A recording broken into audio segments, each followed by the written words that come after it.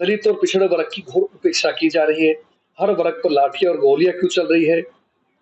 किसान की आमदनी दोगुनी कर देंगे।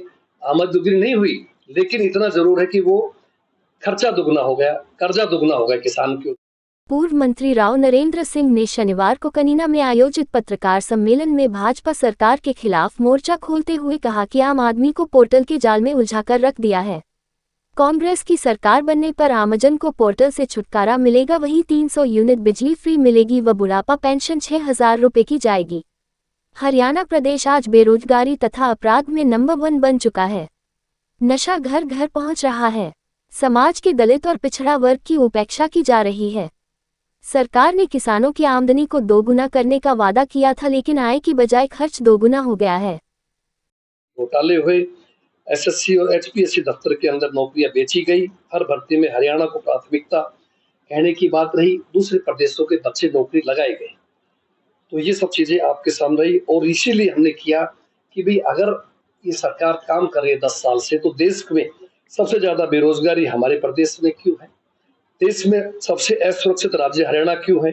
नशा घर घर कैसे पहुंच रहा है? सबसे अधिक महंगाई क्यों है? और जनता के लिए सरकारी पोर्टल व आईडी जंजाल क्यों बन गई? किसानों की दुर्दशा क्यों है? अग्निपथ और कोषा निगम के जरिए पक्की नौकरियों खत्म किया जा रहा है। दलित और पिछड़े वर्ग की घोर उपेक्षा की जा रही है। हर वर्ग पर लाठियां और गोलियां क्यों चल रही है? और 2014 और 19 की जो घोषणाएं थी, इस किसान के लिए एमएसपी घोषणा थी, या इन लोगों की इच्छा थी कि 2022 तक बीजेपी की थी कि हम किसान की आमदनी दोगुनी कर देंगे। आमद दोगुनी नहीं हुई, लेकिन इतना जरूर है कि वो खर्चा दुगना हो गया, कर्जा दुगना हो गया किसान के ऊपर। हर गरीब को छत मिलेगी, वो नहीं मिल पाई, लोग परेशान है। इसी तरह से सिलेंडर कहाँ अब 400 रुपए का था, डीजल का क्या भाव था, आज क्या भाव आपके सामने है। स्वास्थ्य, शिक्षा, अर्थव्यवस्था के मामले में सब चौपट है।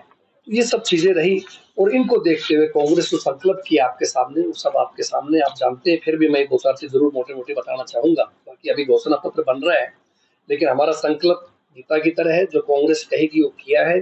राजस्थान में किया है, आपका कर्नाटक में किया है, जहां जहां हिमाचल में किया है, यहाँ भी करेंगे। एक तो हमने फैसला किया है कि जो कर्मचारी भाई बड़ी मांग है उनकी कि ओपीएस लागू होनी चाहिए, उनकी ओपीएस स्कीम को सरकार बनने के ऊपर लागू किया जाएगा। इसी तरह वृद्धावस्था सम्मान पेंशन, जो इस महंगाई के अंदर या बुजुर्गों को परेशानी ना हो, घर में एक बुजुर्ग दंपत्ति है तो 12,000 रुपये उनके पास आएंगे, 6,000 रुपये एक बुजुर्ग को मिलेंगे। ये आपकी पार्टी का फैसला है।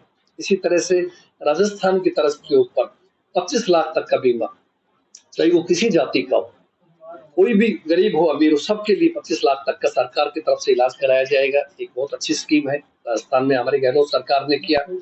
500 रुपए में सिलेंडर की व्यवस्था के लिए, 300 रुपए में आपका जो है 300 यूनिट बिजली फ्री के लिए, एमएसपी गारंटी के लिए, जन विरोधी पोर्टों से मुक्ति, विश्व स्तरीय शिक्षा व स्वास्थ्य सेवाएं मुफ्त, और गरीब परिवारों को 100 गज में मुफ्त प्लॉट भी, और 3.5 लाख की लागत से 2 कमरे के मकान भी बना के दिए जाएंगे। ये हमारी पार्टी ने किया।